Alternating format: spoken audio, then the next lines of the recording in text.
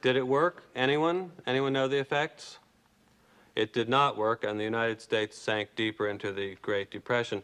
Today, we have a similar debate over this. Anyone know what this is, class? Anyone? Anyone? Anyone seen this before? Mr. Plotkin's testimony was truthful, but can you explain what's happening when so many shares fail to deliver?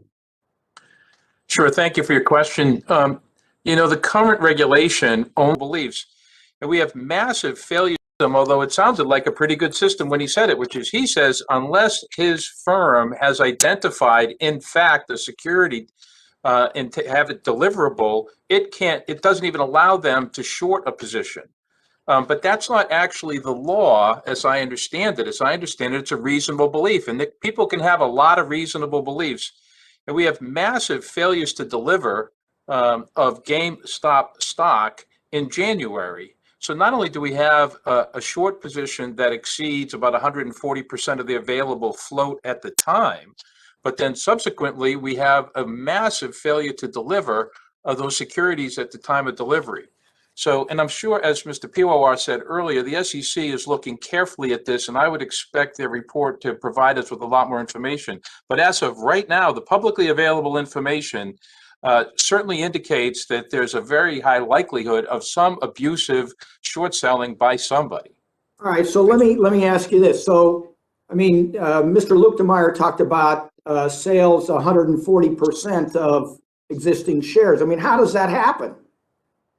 Well, in the securities lending business, it happens because somebody lends a security to somebody who lends it to somebody else to lends it to somebody else. It goes by the technical name of rehypothecation.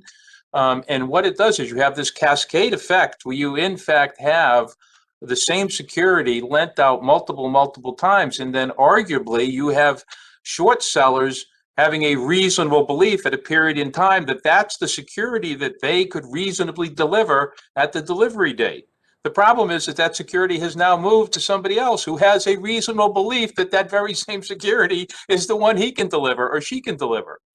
And so the way the system works now, it's almost a house of cards. And I agree with several of the witnesses who said one of the things that needs to be understood and disclosed at a much more granular level. It says that at this point on the revenue curve, you will get exactly the same amount of revenue as at this point. This is very controversial. Does anyone know what Vice President Bush called this in 1980? Anyone? Something. Well, good afternoon, good evening, and good morning to all of you on July 4th.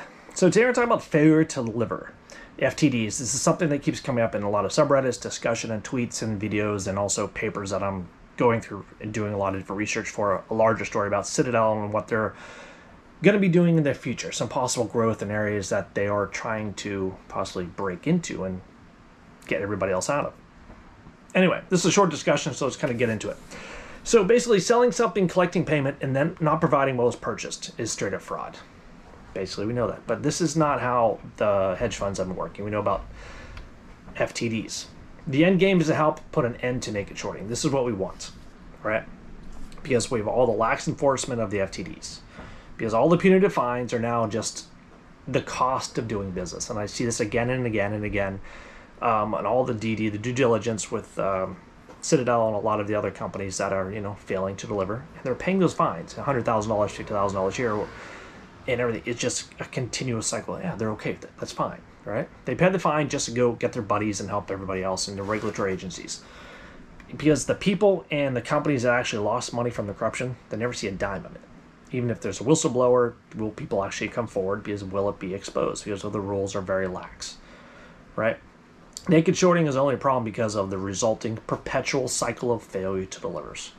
If shares are located to satisfy the short, then of course everything would be fine. That would be a perfect economy. That happens in Europe and Canada. They have the rules in line, so if you do short selling or FTDs, you will pay a fine and you're basically kicked out of the market. But they have not implemented that here, right? So think about this. Why should a market maker legally get 21 days for it to be a problem, right? Then another 13 days once the stock gets put on the threshold security list.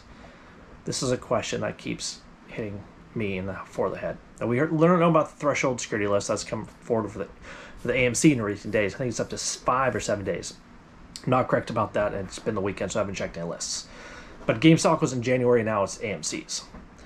Now, if there's a reason for needing over a month for a market maker to cover a short sold security, please let me know. Because the only answer I keep getting, reading and hearing about it, oh, it's a cleric error. Well, I don't buy that. I don't buy that at all. In going through a lot of the AMAs, and one of the most perfect academics is Dr. Susanne Trimbath. She talks about reapplication, and it basically has this endless circle of shorting and borrowing. Now, if you don't know who she is, I'll link 2 different interviews on one in Superstonk and one's on another channel, and also link to her book down below, which I get to talk to a little bit. Now, this happened, I think, a couple weeks ago. Dr. Trimbath encountered a question on Twitter, all right? And she made a connection for some people on the feed, talking about the MOAS. And I really don't like the word MOAS. It's a purple thing, but I think I call it the hit. I just rather call it the big hit. Now, if you bought a stock like GameStop and AMC only to profit from this event, all right, how are you different from those who are shorting the stock to bankrupt the hedge funds? She proposed this question and trying to open and have a discussion here. Because she's saying, all right, I understand your point of the MOAS, and she talks about that, but she wants to bring more to light here. She says, how are we trying to make a market for the security of stock? That's what we want. Once you make a market for the security stock, then the system can work properly, and then things will happen. Things will happen. And this is just, it's like a quagmire, and it's a standoff right now. Because basically, in essence, from what the people are talking back and forth, the end game was the same. She's trying to get people out and bring ideas and discussion out to say, how are we going to make a market? Because she discussed Lehman Brothers. And when we know Lehman Brothers bankrupted in 2000, 2008, 2009, they had open positions for 10 years afterward. Yeah, they went bankrupt. Other banks went and bought them out. But at the time, nobody wanted to go in because of the tens of thousands of naked short selling. They had FTDs and other, basically, things they couldn't find. Nobody wanted to touch them. But imagine that, 10 years to go and locate the stock. And right now we're worried just about, the MOAS. Of course, FTDs, locating the stock, and of course everybody's talking about the computers and just go in and just buy the stock, bam, bam, boom. Hey, it's great. 5-6 days is over. 10 years.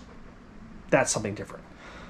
Now, the other thing is the technology is here, but institutions, they don't want it. Politicians are bankrolled by the banks and hedge funds. It's a circle here. Now, we know about blockchain. We know blockchain brings a lot of transparency. They talk about this, right? The institutions, they talk about it, but they don't want it. Because, again, politicians see, they literally, oh, blockchain, Bitcoin. But this is going to be something different. Now, we know about NFTs being linked to a stock. Not directly linked, but it will be possibly linked around it. So, yeah, we'll see how it works, because what is needed is to create a market for this new system. And it's going to be curious to see how blockchain will help if ever adopted by these institutions who now just accept fines as part of business. Hopefully we can always bring a light to this method of trading and investing that gets the laws followed and basically tightens the reins of those who continue to short and exploit the FTDs. Yes, even though no matter how large they are. I'll mention Citadel's name by that, because yeah, they're number 1 on the list. Virtue is number 2, and there are a lot of other hedge funds that do the same thing. But a video will be coming soon to discuss and kind of break down some of the due diligence that talks about Citadel's possible position and maneuvering for their growth. If you anything know about what they want to do as a failed hedge fund and why they are there right now, it's interesting. But if you don't know about it, yeah, go take a look, go read through due diligence, do your own research. It's kind of scary, but also that's the thing that we're in. It's just like kind of a gray area right now. There's the legal, illegal, and these gray areas that the hedge funds find out. So anyway, you guys have a great day. Enjoy the 4th of July, no matter where you are in Asia. Got a tropical storm coming soon. We got great weather out tonight. And some geckos. Anyway, stay safe. Stay strong.